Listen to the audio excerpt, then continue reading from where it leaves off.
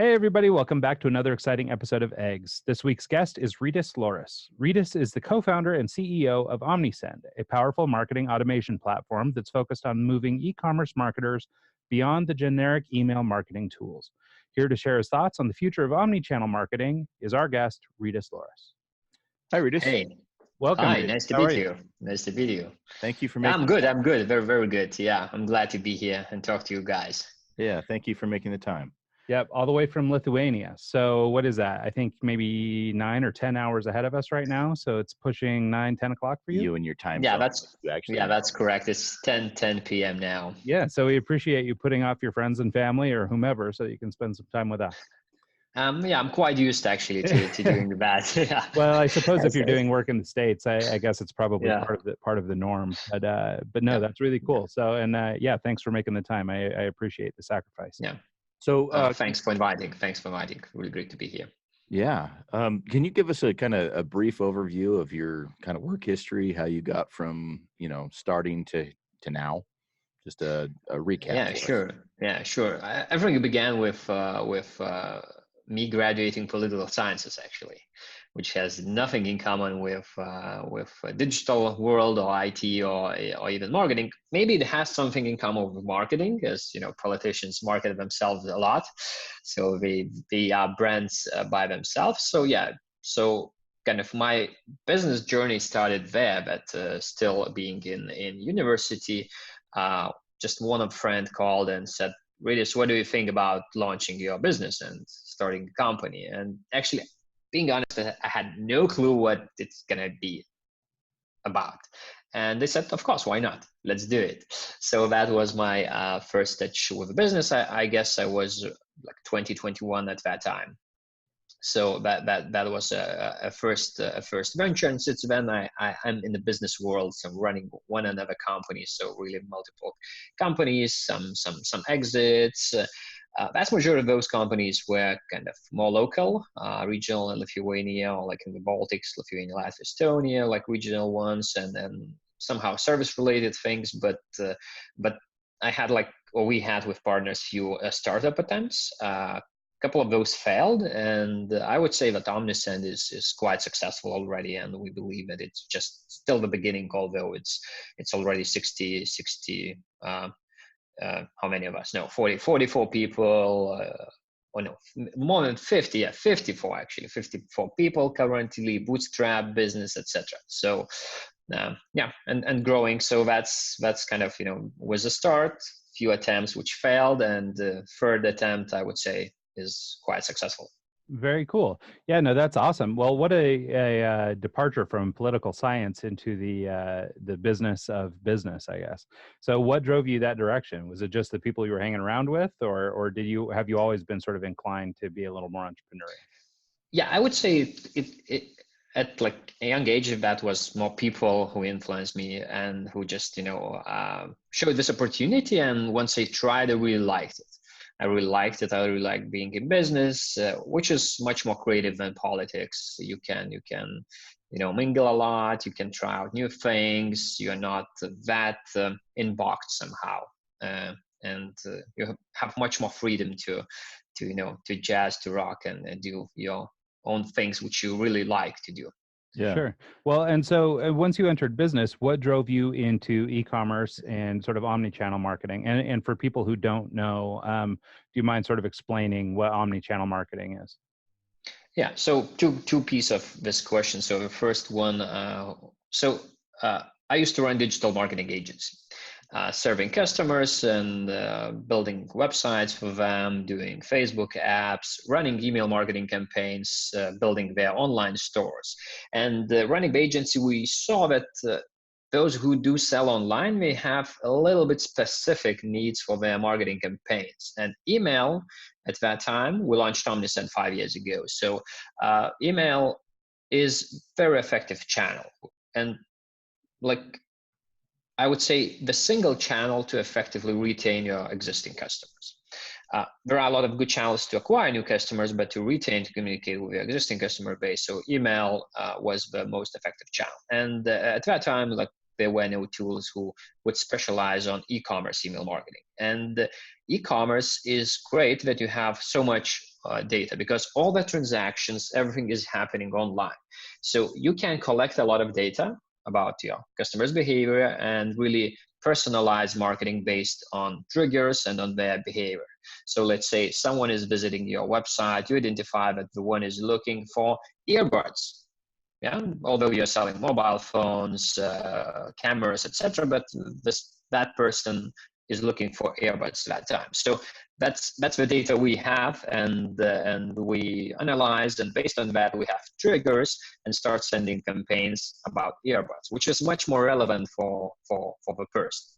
So yeah, so that was the beginning, that we saw that there is a need in the market, and there is an opportunity because there is still relatively free market niche.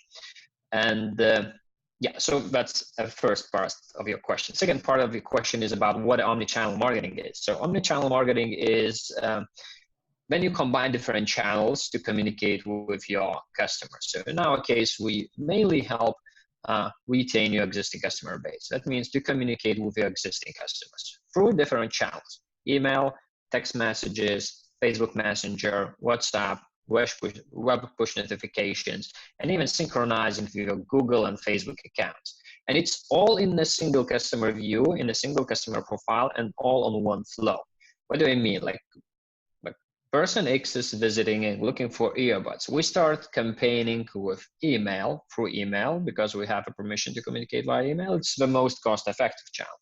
If email is being ignored, we can expand the same campaign to Facebook Messenger.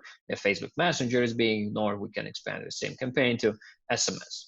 So you can do that thing using 5 different tools, but usually what's going to happen, you're going to really flood the customer. You know, five different channels at the same time with the same message. It's not really a good way to treat your customers. And omnichannel like the phone is calls I get. Yeah. Yeah, it sounds like a spam. Yeah. Yeah. You know, once I it's still up until now, sometimes I keep hearing, oh guys, so you help send spam. No, we don't help send spam. In the reverse, we help really make marketing much more relevant while analyzing customers' behavior and offering relevant messages with relevant content, because we know the intent of the customer. And on the right time, when someone is looking for specific products, not when you want to sell something, but then one wants to buy something. Yeah, no, I think that's really great. Well, and it's interesting you brought up Facebook Messenger marketing. That's something I've just started to dig into a little bit. It sounds like it's going to be a great place. I guess when you market to people on Facebook advertising, they're like, once they click the button or something, they've opted into a whole bunch of stuff. And it sounds like it's a really cool platform for sort of the future of marketing. You know what I've actually heard about Facebook Messenger too, though, is that you don't necessarily have to have a Facebook account to use the messenger. There's a hack around it, and it's actually one of the leading causes or distribution methods of child pornography right now. Oh, excellent. Okay. So just FYI. Thanks God we're not helping to do that. So anyways, side note. Cool. All right. Well, so now that we have an understanding about Facebook Messenger. But you know, the even worse, that internet is the most preferred channel to distribute any kind of pornography. Yeah, so, no, of course. Between cats and pornography, that's about all we got. Yeah. So and the food porn. Yeah. Can we talk about your first couple start? I know we've kind of jumped into Omni Systems a little bit, but I want to take us OmniSend. I want to take a step back, talk about your first couple of ventures and what you learned from those and how you were able to take those failures and get to where you are now and have a successful business. Is there anything you can elaborate on about your first 2 startups and what you wish you would have known then that you do know now? Yeah, sure. So I like talking about failures, even sometimes more than talking about success. So and it's a pity that there are so few business books written about failures. So yeah, I would say Ben Horowitz, hard thing about hard things. It's probably one of the best books I have ever read. Hard thing because about hard things. Yeah, it's awesome because it's all the experience about all the shitty times, which are usually being left behind the scenes in all the success stories. Yeah, but yeah, getting back to your question. So yeah, the first attempt was we were selling, like producing and selling echo postcards printed with an echo ink on echo paper, and even planting a real tree for each postcard sold. So that was really fun, but the lesson learned there was that, US market is somehow different from the rest of the world. It's much more open for novelties. It's much more open for crazy ideas, etc. But at that time, I would say we were not 100% ready for the US market, although kind of vast majority of our sales was coming from the US market. But once we launched the startup, we thought that it's going to be something like more digital business, but finally we found out that it's quite physical business. If you are in the West Coast, we used to have 24, 25 stores, like boutique stores selling those postcards. But what you need to do, just need to visit those boutique stores physically, having your postcards in presence, etc., etc. So like logistic things and all that things were not like completely ready, and we didn't manage to roll it out as an online business and sell those postcards online. So the first lesson was that US market is great, and the second, that you have to be a bit more mature, a bit more ready. At that time we were still kind of young and thought, okay, it's going to be easier, whatever, if you can do it like in your backyard, so you will be able to do it anywhere because the world is local and not that, global village. So everywhere is the same. No, it's not. So that's the lesson I have learned. Second attempt was we have created IQ Pulse. I believe it's still online, iqpulse.com. So that was a tool for polls during seminars or conferences where the presenter can ask the audience a question, and the audience will vote with their smartphones or tablets, etc. And the answers will be shown on the big screen online. So it's a really interactive, fun tool, that a way to interact with your audience and ask questions, get the feedback on real time, comment that, etc., etc. But the key lesson I have learned there is that the product you are building, especially if it's SaaS product and you're building B2B product, so it should be solving monetizable customer pain from day one. So IQ Pulse was a nice to have tool, but not a must have. So then we gave someone like conference organizers, seminars, speakers, it for free. Everybody loved using that, but nobody was willing to pay for that because it's a nice, just nice to have toy, but not something which is really solving my business problems and helping me to manage my business or my personality, whatever better. So that, I would say, that was the key lesson, that you should build a product which is really solving a monetizable customer pain. That means that the pain for, like the painkiller, as a pill. So everybody's willing to pay for a pill to kill the pain if you have a huge headache. But not everybody is buying vitamins, although it's kind of healthy and everybody knows that. Yeah. So that's the key learning. So with these two platforms, they look like they're pretty in-depth, like tech that had to be built. Do you have a background in development, or do you just have friends, or do you use like Upwork, or how did you get your sites built? Yeah, you're right. I have no background, and up until now, I would not write like any single line of code. Like write hello in blue, it's too difficult for me. Hello world. Yeah, hello world. That one. Yeah. So it would be too too difficult for me. So I was quite lucky to hire like people tech people who some of them are still with us, and we've just celebrated one person like our CTO working together with me for different businesses and different ventures, failures and successful already 10 years. Nice. Yeah, well, and that's the thing, like Lithuania, along with a lot of those sort of Eastern European countries, have started to become real hotbeds for developers. And I don't know if it's, I know of a number of different companies here in the States that outsource to, different countries sort of in that neck of the woods. And it's becoming or sort of replacing a lot of people used to use, India and China and places like that for development. Seems like more of it's moving into Eastern Europe more recently. Yeah, that's correct. We have a great talent pool here, especially for technical things. As you know, for like business development, for marketing, you do have other barriers like cultural barriers, language barriers. But when you talk about whatever Ruby on Rails, Golang, PHP, it's very universal. It's global language.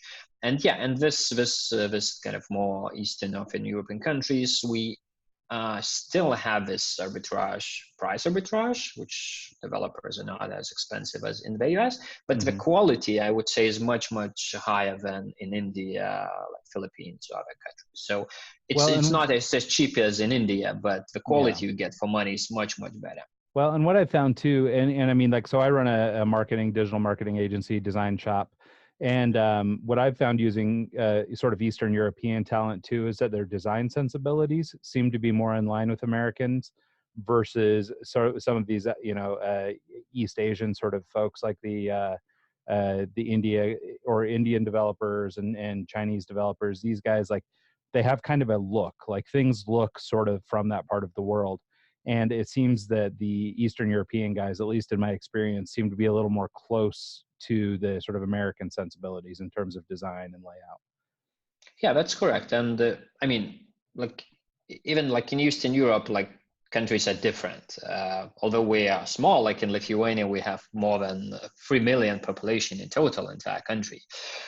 So really, it's a small country, but yeah, as I can talk about like Lithuania, my home country. So we really have this sense that we belong to Western culture, although we unfortunately had to spend like almost 60 years into Russian occupation, but we never stand like belonging to that culture.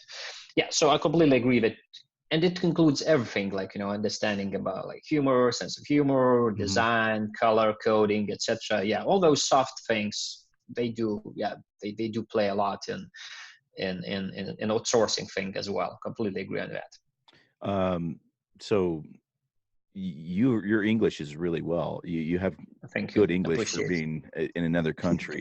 Is it kind of commonly spoken there, or is it something that you just kind of taught yourself and you learned?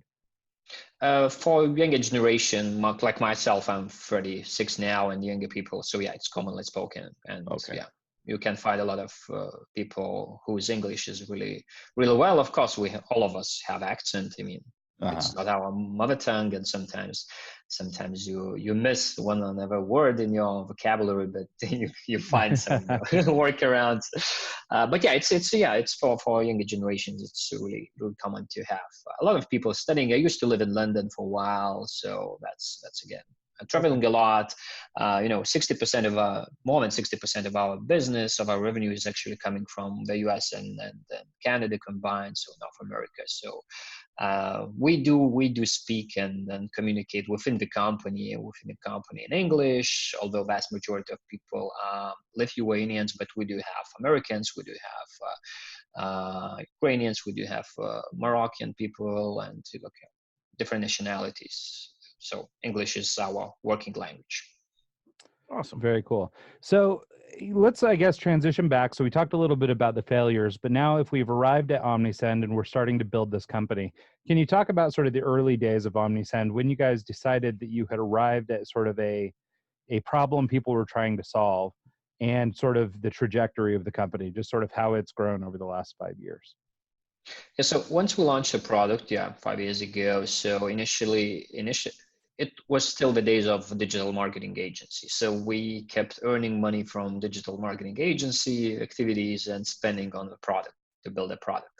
And I would say, yeah, we have ditched and fully focused on Omnisend as a product 1.5 years ago after the launch. So still for quite a while, we continue performing as an agency, earning money there and investing in products. So the traction we've got was quite good from the early days, but for a couple of years we struggled to monetize that. So we kind of understood that we are solving customers' problems, but didn't manage. And this is one of the early days learning how to properly monetize and what to charge, how to charge, and what are those features. Because up until now we have this freemium model. That means that like entry-level customers, for basic features, they can use Omnisend absolutely for free, with limitations, of course. So we had this freemium model from the very beginning, and somehow managing to group the features you have and capabilities of the tool you have into a free tier, into like premium tiers. Now we have 3 premium tiers, like standard, pro, and then enterprise. So that took us a while. So, and but we saw, like, again, traction from early days, then managing to sort out for what our customers want to pay, and then so focused on this activity. How did you break that down into figuring out how much to charge and what to charge and what feature sets to apply for what package and so on and so forth? Did you do a bunch of A/B testing and then go from there, or any other methods that you did? Yeah, copy the leader. Which works for there us. You go. Yeah, being absolutely transparent with you guys. So in the early days, we're experimenting a lot with our pricing model, but didn't manage to find that. And finally, what we did there, we just reverse engineered the model of MailChimp pricing and did exactly the same. Now it's already different as we kind of learned our lessons and start innovating and start adopting to our customers' needs, etc., etc. But that, I would say, was a very good decision. In the early days, when you have a lack of knowledge of your specific niche, etc. So in pricing, just copy the leader, whoever is the leader in your market, because that means that industry is used to that kind of pricing model. And it's much easier. It's interesting too. So I take part in a e-commerce training academy called Tangible. And in Tangible right now, I'm in the process of trying to launch a new startup. And just last night, they were doing a session on Shopify and using Shopify as your e-commerce platform.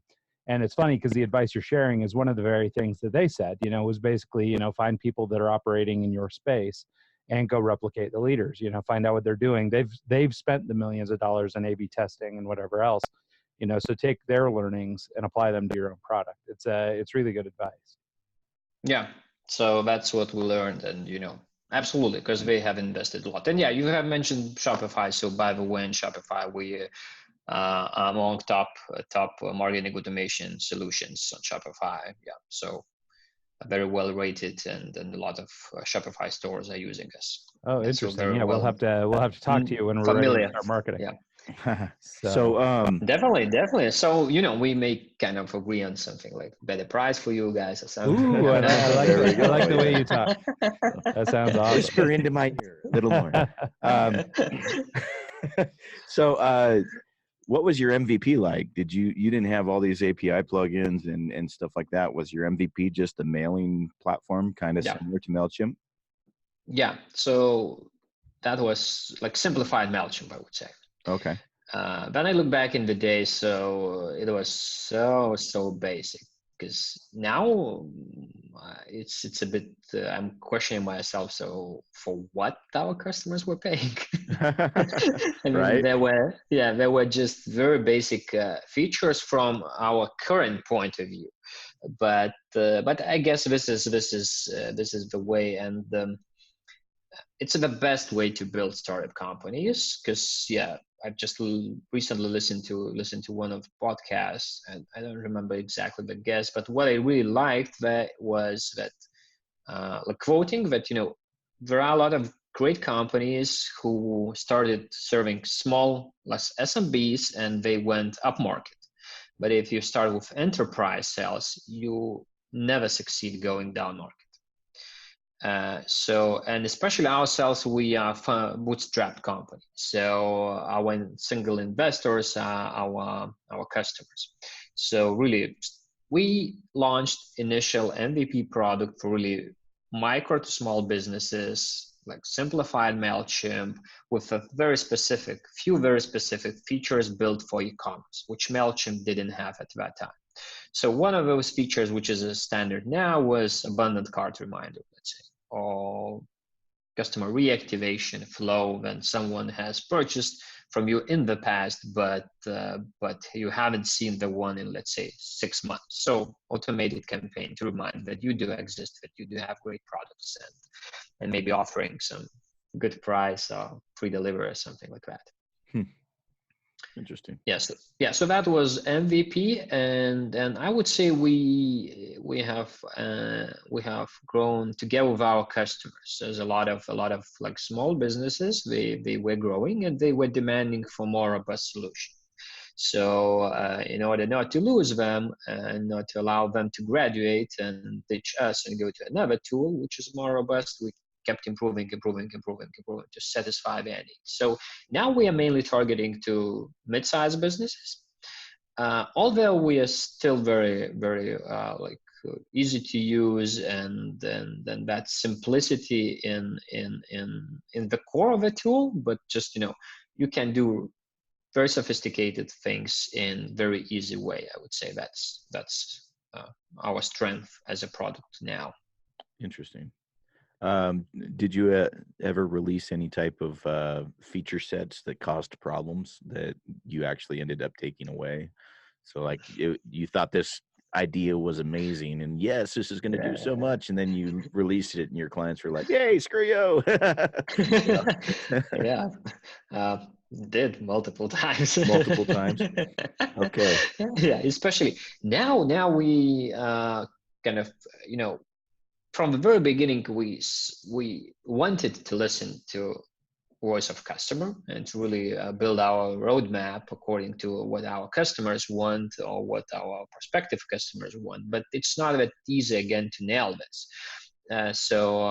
Especially at the beginning, when we did not have enough customers, when we did not have good enough processes to really understand our customers' needs. So our kind of gut was one of the best customers, which has influenced our roadmap. So of course we did like multiple times, maybe not kind of causing problems for them, but like you're releasing the feature, you have invested so much time, you believe this so much, but like nobody's using that. Yeah. That's so hard to come up with on your MVP. Okay, I got this going, it's working. What do I do next? What do they want?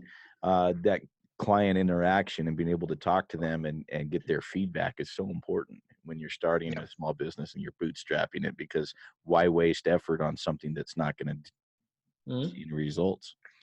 Yeah, completely agree. And up until now, we have this approach that we, once launching some new features or so, we launch MVP and we improve based on our customers' feedback. Nice. Because there are always early adopters who start using, they understand that it's kind of a beta still, and they start giving you feedback, which is already based on their exact needs. How would they like to use this feature, not us. Yeah.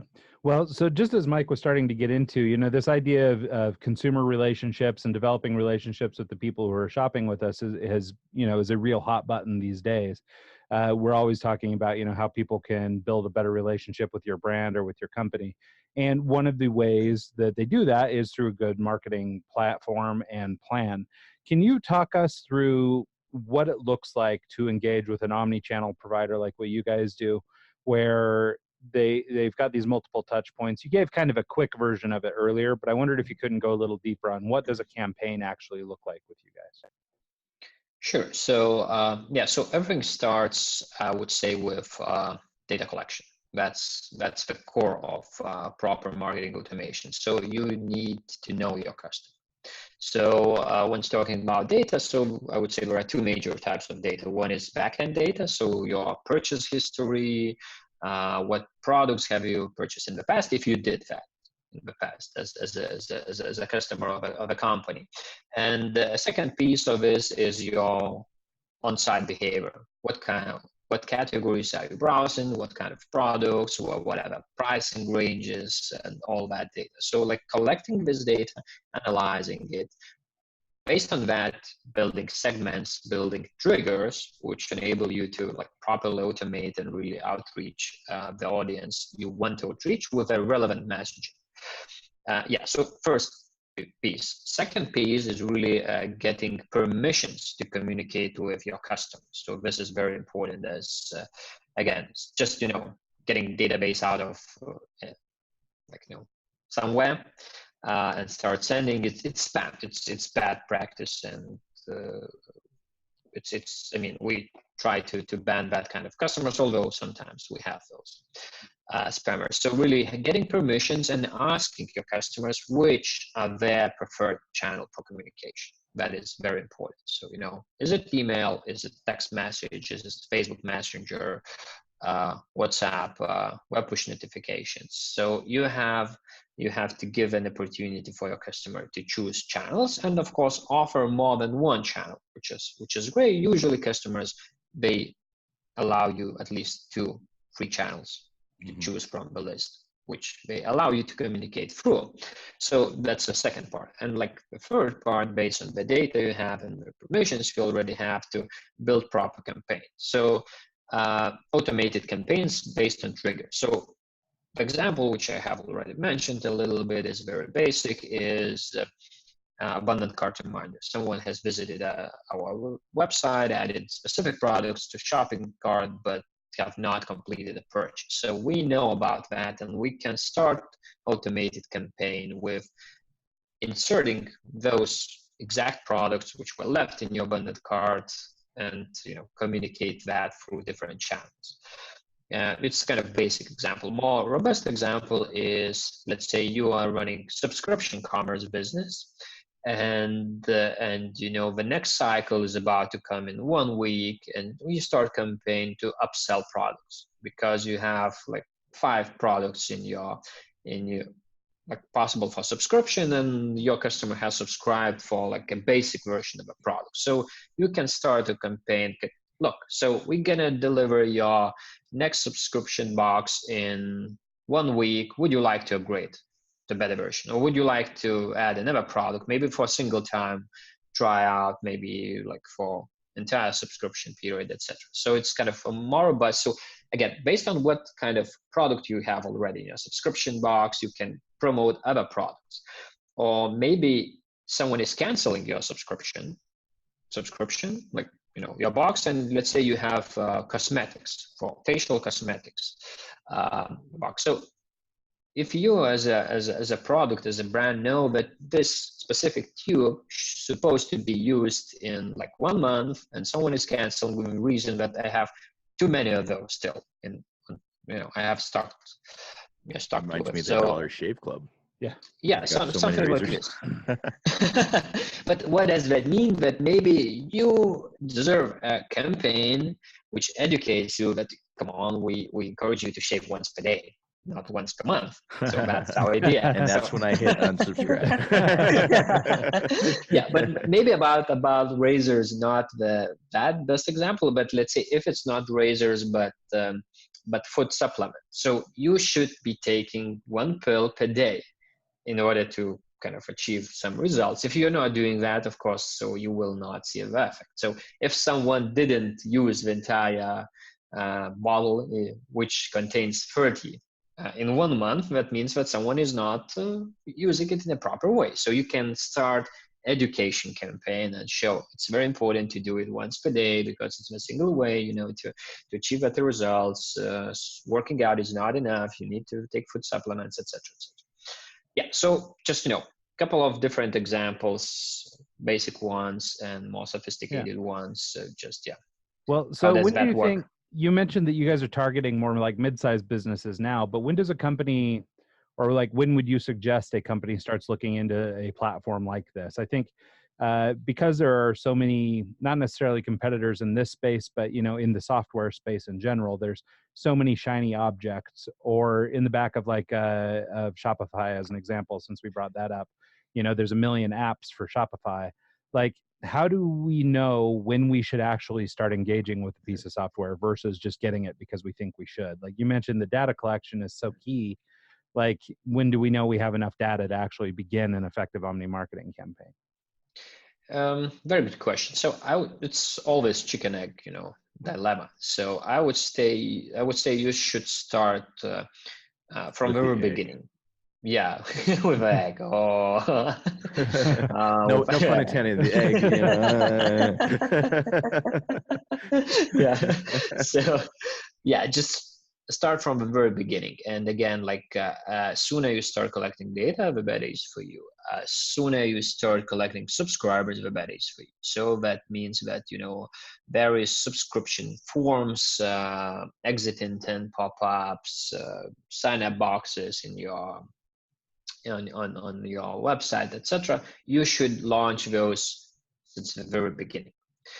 So the first part. Second part, some of the automated campaigns, again, basic ones like welcome campaigns, like abundant cart reminders, like browse abandonments, which are quite basic in products in Omnisend and other products in our competitors. Usually they are pre-built. So they are very easy to launch. So even though you are still a small business, but once you've got first purchase, you can communicate with that first customer, sending like post-purchase campaign, let's say. So we have delivered, you have received your payment. Can you fill up a short questionnaire? How would you rate our product? Like leave us an NPS feedback, etc., etc. So all this, again, it doesn't sound like a marketing activity, but reminding about your brand after purchase for some time, it's good for you. I mean, you should not be pushy, but just taking care about your customers, etc. So once you have sold first piece of the product to sell, so that's the right moment to start. Because sometimes, just to add, because the common mistake, I would say the key one, which small businesses do, they start collecting subscribers, but they do not communicate with those subscribers. What does that mean? That I have already forgotten that they left my email address or phone number for someone.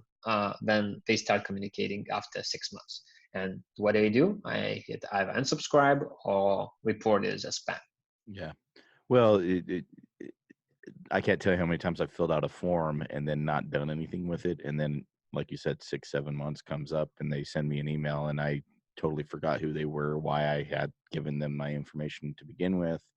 And yeah, I'm the first one to hit unsubscribe, because if I don't remember what I was interested in, why should I keep following it? So it makes complete sense. So one of these things that you mentioned too, we need to be building our list, right? We need to be collecting our list. I wondered how GDRP has affected you and like, well, not you per se, but I mean, like your clients. I mean, where it was a European standard that, now I think most businesses and most platforms here in the States are starting to adopt it as well to make sure that we're sort of internationally compliant. But what can you do, or have you had to do, or have you run into trouble with people who had non-compliant lists or things like that? So we had kind of a small dip, I would say, in our European customer payments, because our business, like our pricing is based on the number of subscribers they have in their list. But in general, for the industry and for the channel, that is very healthy. So, there are real spammers. There are those who always used to comply to all rules and follow the best practices, and vast majority of businesses are somewhere in the middle. I mean, they don't want to abuse regulations, but somehow they had an old list. They know that maybe this list is not like 100% proper, maybe not. Maybe 80% of those people have subscribed and 20 somehow managed to end up in that list. So let's send to all of those. So they have cleaned up their lists, which is great for the industry, which is great for for businesses, because again, I mean, email is a good channel by itself. Sometimes we're bad guys which are abusing this channel, and terms like spam, etc., came from that. So yeah, so that was, yeah, as far as I remember, that was last year, like 2018 June, something. Yeah, so we saw a little bit like dip, but some of the customers, they have got rid of their pieces of their databases. And have you found any problems working with companies in the States and their compliance with GDPR? Just, I assume there's, I mean, like you were saying earlier about sort of this global village, right? I mean, even if you're an American company and you're dealing with primarily American clients, odds are you might have some foreign folks in there too. What I don't even really understand all the logistics or the difficulties that would come from like an American-based company trying to do business in Europe and making sure that they're compliant.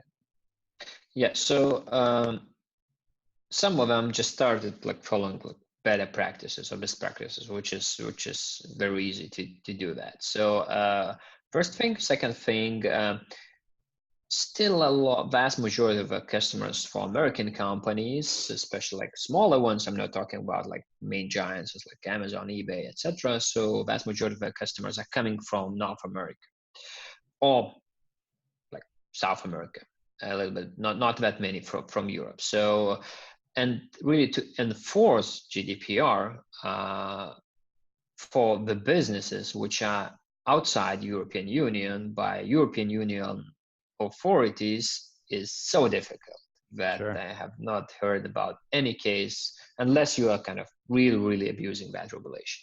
If there is one client accidentally, I mean, nobody will sue you that fast, and nobody will fine you that fast.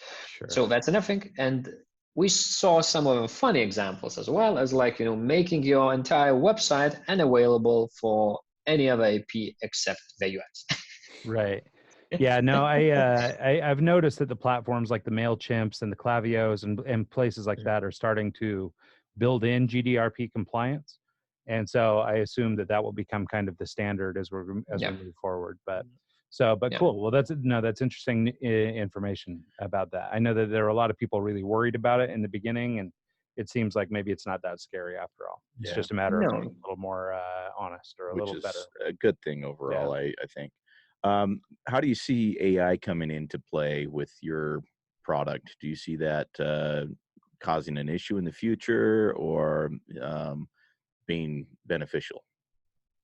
Yeah, we have still like a small team, quite small team of AI, like data scientists, and we're experimenting with AI, applying a little bit, but just a little bit up until now. So we will do apply more. So what do I strongly believe, and what do we as a product strongly believe, that AI will assist people, but I don't believe that in the upcoming 10 or 15 years AI will substitute people. So the still main decisions will be made by marketers, but as I read once and really liked it, that AI should do the donkey job.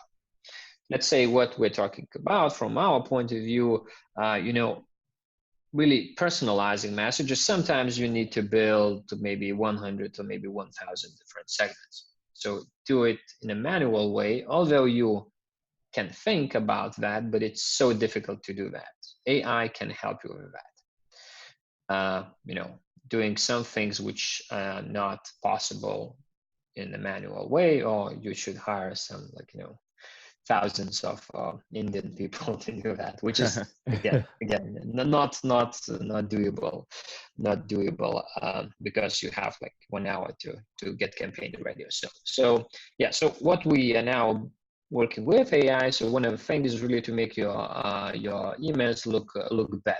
So just harmonizing color codes, etc. Because sometimes one image can be in with a like white background and a red background, etc. So if you have in-house designers, so the one can make those all different images look similar and look beautiful within an email. If you don't, so this is the field where we we believe, and we will launch some feature quite soon, AI based, that it will be just remove backgrounds of different colors, normalize how does different images look in your email to make them look much better.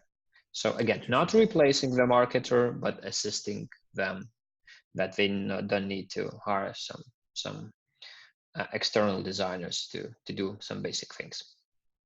Yeah, no, that makes sense. I think, I agree. I'm pretty excited about some of the prospects of artificial intelligence, but I do think we're quite a ways off from them, from AI being able to actually, develop the kinds of relationships that you would normally form with a marketer and a company and that kind of thing. It's going to be a while, I think, before it can really contextualize all the data you've collected and make, an accurate representation of people. So really cool. Completely agree on that. Yeah. So I guess, can you talk a little bit about, and I'm not sure, if there's even really a clear answer, but if somebody's just opened their e-commerce platform and they're trying to, they're a new business owner and they're trying to start a marketing campaign, is there a place that you might recommend somebody start? Like, you started talking a little bit about some of the different executions or some of the different ways people might do it. But what's like the most basic version? Like, what would I do if I'm just trying to start my company today? I don't have any social media. I don't have an email list. How would you recommend people get started? That's a very good question. So in general, the first task is really start acquiring first customers. So it depends on the products you have.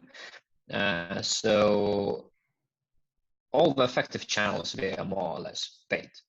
So you can do like some paid campaigns on social media. You can do Google AdWords, Instagram, Pinterest might be a way, especially if you are in fashion industry, etc. So that can be a way to do it.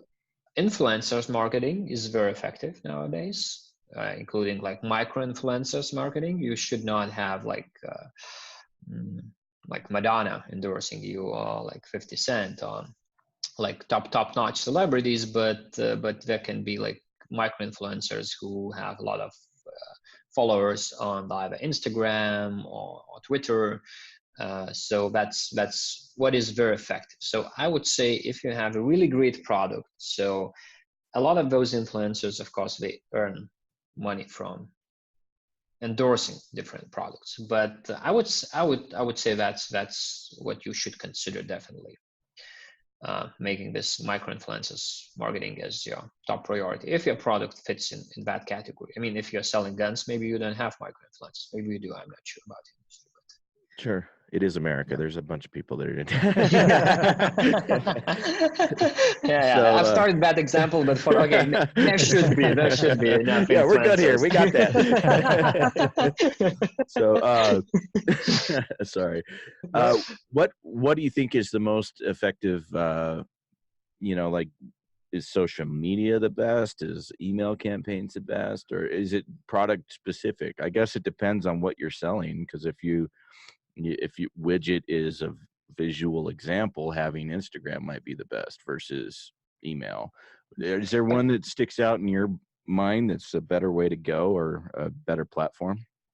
I would say we have to define, like, Instagram, social media, they are mainly channels for customer acquisitions, and the email is for retention. Email, SMS, messengers, all the messengers, you have to have a customer already, or prospective customer at least, so they need to give you a permission to communicate with them. So you cannot just pay for the list and start sending emails or Facebook Messenger messages, but you can pay for Facebook ad campaigns. So yeah, so there are two different, how do you say, pieces of communication in the entire customer journey. So first you need to acquire customers, then you need to retain. And what usually in many cases in e-commerce happens, that your first transaction is like kind of negative ROI. You lose money, because you pay for first time buyer more than you earn from that first time buyer, and then you need to retain this customer, and only for after second or maybe third buy that customer will become profitable for you. So for helping them to spend money for second and third time within your store, email, SMS, all the messengers are the most effective channels. Yeah, For that makes sense. making a first time buyer, social media, paid ads are the most effective. Okay, so Rytis, just as we're starting to get to the end of this show, let's talk a little bit about sort of the future of omni-channel marketing. Like, where do you see this business going in the future? What types of integrations or connections are we unable to make now that you look forward to working on in the future, or that you think will sort of, like, what does the landscape look like? You know, maybe 1, 3, 5 years down the road for e-commerce marketers. Yeah. So, what do we strongly believe that commerce in general will become omnichannel? I mean, that's a direction commerce is already moving. With a lot of those D2C brands, like digital first, and like the best example I would say is Amazon. You know, which was a pioneer that it's all digital, all electronic, but now they're acquiring offline stores, opening their physical brick and mortar bookstores and things like that. So definitely there will be just commerce. You will be able to buy any way you want, offline, online, on social media, on your phone, on your, I don't know, whatever device will be in place after 10 years.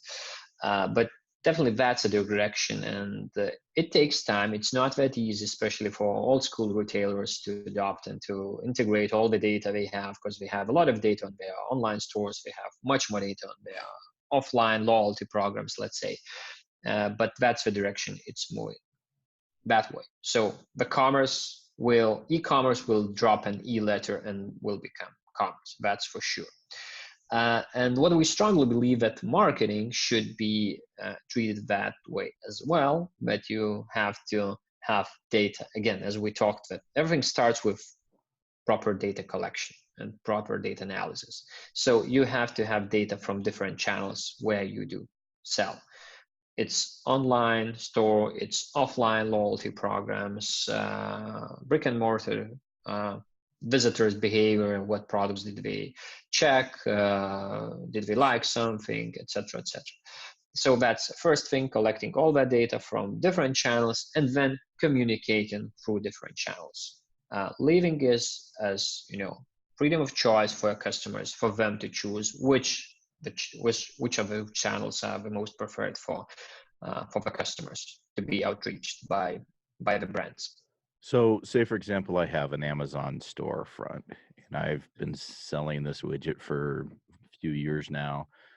Do you have a way to go in and access the data from my previous sales, or do I have to start fresh? Is there a way to, for like you did, put an API into that and get it, or is it manually entering all my past transactions?